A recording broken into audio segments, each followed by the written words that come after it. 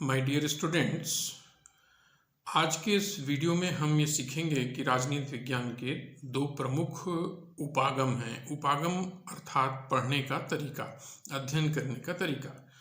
तो जैसे मैंने आपको पिछले वीडियो में एक बात बताई थी कि साइंटिफिक अप्रोच यानी वैज्ञानिक उपागम जो अध्ययन करने का जो तरीका है, वैज्ञानिक तरीका, वो तो बहुत ही बाद में हमारे पास आया है। तो जब वैज्ञानिक तरीका नहीं था राजनीति विज्ञान को पढ़ने का, तो उसके पहले के जो तरीके थे उन सबको परंपरागत उपागम के नाम से जाना जाता है। तो इसका मतलब ये हुआ कि पॉलिटिकल साइंस का अध्ययन तो, पॉलिटिक्स का अध्ययन तो हजारों साल से हो रहा था, लेकिन पॉलिटिकल साइंस का अध्ययन हजारों साल से नहीं हो रहा था। तो इसलिए हम लोग एक टॉपिक पढ़ते हैं कि परंपरागत उपागम क्या है और आधुनिक उपागम क्या है। तो परंपरागत उपागम उस अप्रोच को कहते हैं जो हजारों साल से इंसान ने अपने से राजनीति को समझने का प्रयास किया था। तो अलग अलग दुनिया में अलग अलग स्थानों पर, अलग अलग समाज में अलग अलग विचारक होते थे। जो बड़े, कुछ लोग ऐसे होते थे जो लोग बहुत इंटेलिजेंट और बहुत जीनियस होते थे।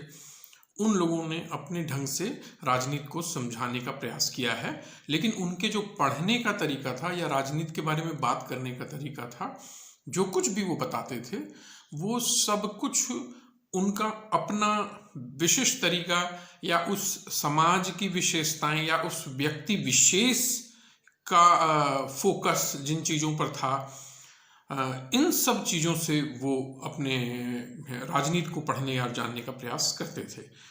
लेकिन ये जो उनके तरीके थे वो वैज्ञानिक तरीके नहीं थे। इसलिए हम ये कहें कि आज से 2500 साल पहले प्लेटो और अरस्तु ने उसको वैज्ञानिक तरीके से पढ़ना शुरू कर दिया था, वो वैज्ञानिक तरीका नहीं है, क्योंकि उस पर भी बहुत सारे प्रश्न उठ जाते हैं, बहुत सारे प्रश्न खड़े हो जाते हैं। इसी तरीके से हमारे यहाँ भारतीय समाज में भी बहुत सारे विचारक हैं, लेकिन उन्होंने जैसे राजनीति को समझाया है, तो वो मनु हों, कौटिल्य हों, शुक्र हों, वो उनके पढ़ने का तरीका वैज्ञानिक नहीं है।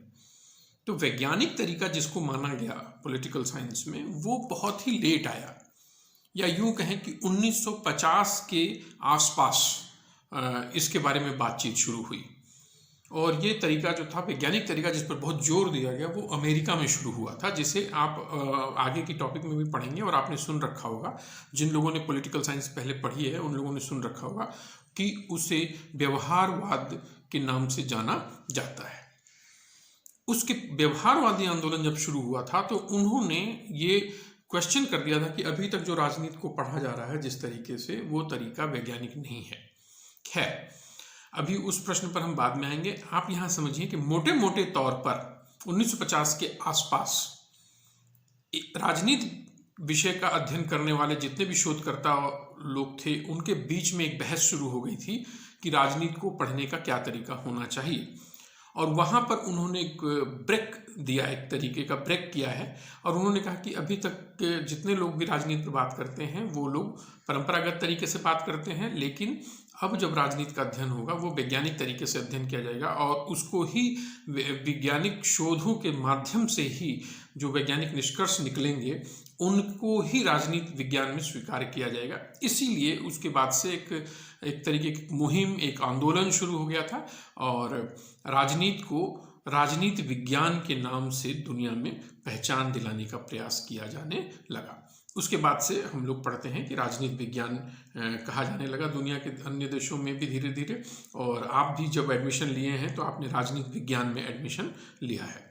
तो इस तरीके से राजनीति विज्ञान जो था वो सामने आया।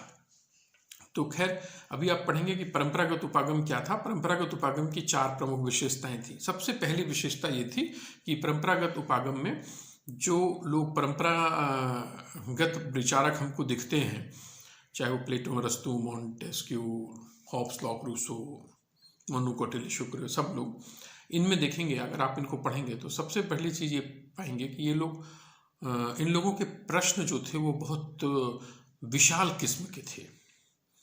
बड़े बड़े क्वेश्चंस का उत्तर देने का प्रयास करते थे वो लोग। तो उनके सामने परंपरागत उपागम जो था वो बहुत बड़े बड़े मुद्दों को सामने लेकर रखा था। तो जैसे ग्रेट इश्यूज थे, जैसे कि नागरिकता का क्या आधार होना चाहिए, तो एक बहुत बड़ा मुद्दा है।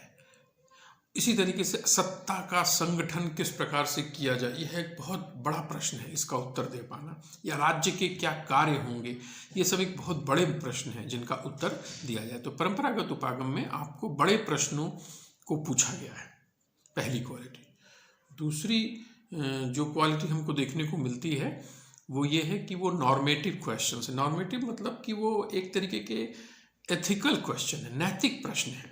वहाँ पर उन्होंने नैतिकता का बड़ा प्रश्न उठाया है हर विचारकों ने परंपरागत उपागम में। तो वो इसलिए उठाया क्योंकि वो नैतिक और राजनीतिक इन दोनों के बीच में अंतर नहीं कर पाते थे। तो उनके लिए हमेशा जो है वो नैतिकता का प्रश्न, राजा ऐसा होना चाहिए, राज्य ऐसा होना चाहिए, राजा को ये कार्य करना चाहिए, राजा को झूठ नहीं बोलना चाहिए, ये प्रश्न नैतिकता के हो सकते हैं, लेकिन ये राजनीतिक प्रश्न नहीं है।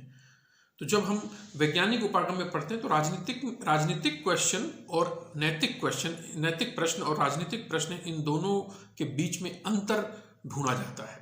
और राजनीतिक प्रश्न बिल्कुल अलग होते हैं और नैतिक प्रश्न बिल्कुल अलग होते हैं। यानी जो होना चाहिए, ऐसा होना चाहिए, वो एक अलग प्रश्न है। ये नैतिकता का प्रश्न है। यदि कोई विचारक कह रहा है कि ऐसा होना चाहिए, समाज ऐसा होना चाहिए, राज्य ऐसा होना चाहिए, तो उसके दिमाग में एक इमेज बनी हुई है समाज की, उसके दिमाग में राजा की एक इमेज बनी हुई है और वो कह रहा है कि ऐसा राजा होना चाहिए।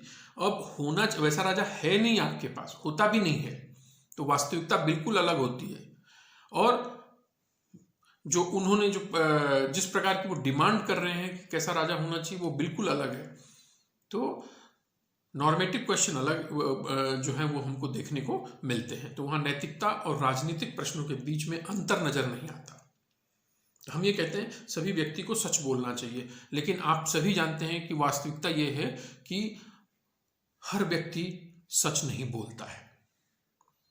तो इसका मतलब वास्तविकता ये है कि हर व्यक्ति सच नहीं बोलता है। आपका राजनेता सच नहीं बोलता है, समाज का व्यक्ति सच नहीं बोलता, आपका लीडर भी सच नहीं बोलता है।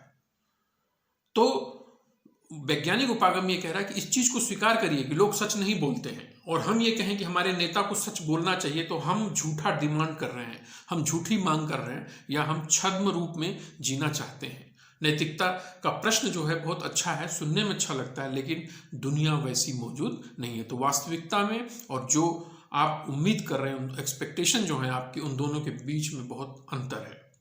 तो ये क्वेश्चन उठाया। तीसरा जो परंपरागत उपागम का जो हम लोगों को अंतर नजर आता है वो ये कि इनके जितने भी इंसान के राजनीतिक गतिविधियों के पहलू थे, उन सब में उन्होंने दार्शनिक दृष्टिकोण से उनको समझने का प्रयास किया है। इसलिए परंपरागत विचारकों के अगर आप पढ़ेंगे तो उनके प्रश्नों का उत्तर या उनकी बातें जो होती हैं वो बहुत ही, उनका क्षेत्र विशाल है। और दूसरी चीज जो आपको नजर आएगी कि उनमें कल्पनाएं बहुत हैं। जैसे आप प्लेटो को पढ़ रहे होंगे तो प्लेटो के अंदर आदर्श राज्य की स्थिति की बात करेंगे तो आदर्श राज्य ऐसा होना चाहिए, आदर्श राज्य के अंदर ये होगा, राजा ऐसा करेगा। तो ये सपने की बातें हो सकती हैं, आपकी कल्पना की बातें हो सकती हैं और सुनने में अच्छी लग रही हैं। और उनका क्षेत्र जो है बहुत विशाल है, कॉम्प्रिहेंसिव है, उसके अंदर एक दर्शन है, दार्शनिक दृष्टिकोण है, लेकिन उससे सच्चाई का पता नहीं चलता।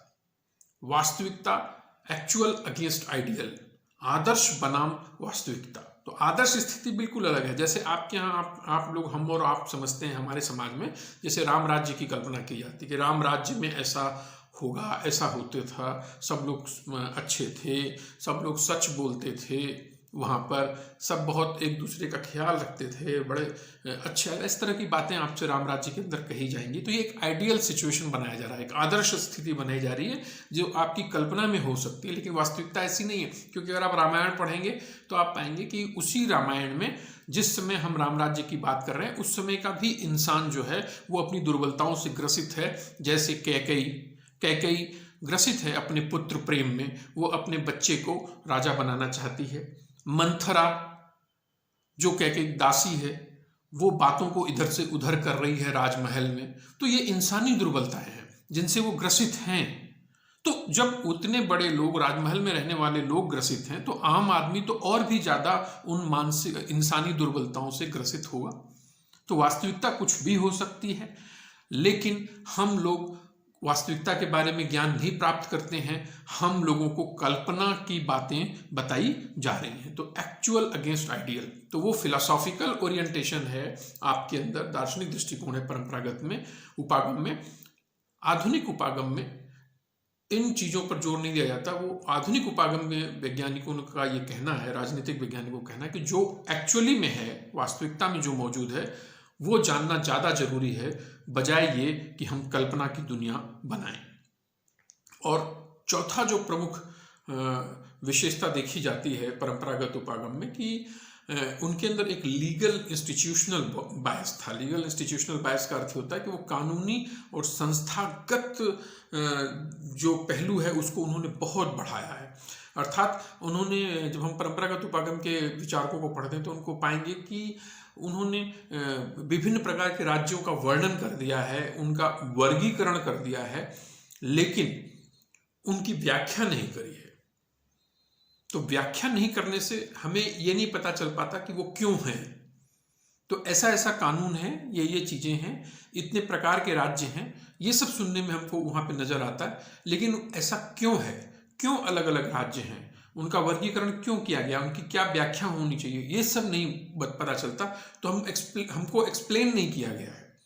तो इसको कहते हैं कानूनी और संस्थागत बायस, जो उन्होंने कर दिया है परंपरागत उपागम में। लेकिन आधुनिक उपागम में उन चीज़ों का कारण भी ढूंढा जाता है। तो जैसे आप पढ़ेंगे परंपरागत उपागम में तो संविधान के बारे में पता चल जाएगा, कई जगह संविधान था, इलेक्शन लॉज हैं, चुनाव के संबंधी कानून भी हैं, सरकारों के अंग के बारे में भी पता चल जाता है कि ऐसे ऐसे सरकार के अंग हैं, ये कार्य करते हैं, राजा ये हैं, उनके अमात्य ये हैं, उनके कैबिनेट ये है, लेकिन कोई अमात्य कैसे बनेगा, कहाँ से आता है, क्यों आता है, क्यों अमात्य है, उसका क्या रोल है, कितनी तरीके से वो वहाँ पे कार्य कर सकता है, ये सारी चीज़ें आपको समझ में नहीं आएंगी क्योंकि उनको एक्सप्लेन नहीं किया गया। तो इसका अर्थ ये हुआ गया कि उसमें उन्होंने अवॉइड किया है, उन्होंने ये इस प्रश्न का उत्तर देना जरूरी नहीं समझा है, जो महत्वपूर्ण प्रश्न थे कि इनका सृजन क्यों किया गया, इनका अस्तित्व क्यों था, इन संस्थाओं को चलाने की जरूरत क्या थी। इन प्रश्नों का जो उत्तर देने का प्रयास नहीं किया गया, जो इनको ज़्यादा महत्वपूर्ण प्रश्न थे, अमात्य की क्या जरूरत थी, राजा की क्या जरूरत थी, तो हमको ये इन प्रश्नों का उत्तर नहीं मिल पाता है। तो ये उनके अंदर है कि लीगल, कानूनी, संस्थागत वो बायस दिखा रहे हैं, लेकिन उसका जो महत्वपूर्ण पक्ष है उस पर वो बात नहीं करते हैं। तो परंपरागत उपागम की ये प्रमुख विशेषताएं हैं जो मैंने आपको बताई, 4 प्रमुख विशेषताएं हैं।